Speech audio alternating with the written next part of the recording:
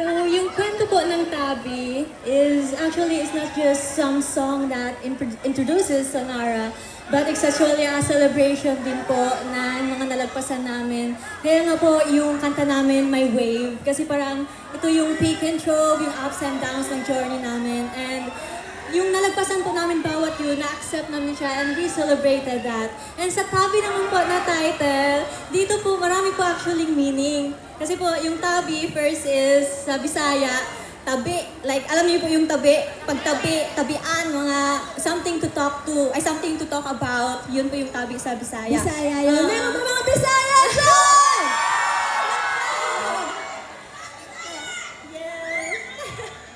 And also, sa Japanese naman po, it means journey. Kasi may half Japanese din tayo dito, si Megumi.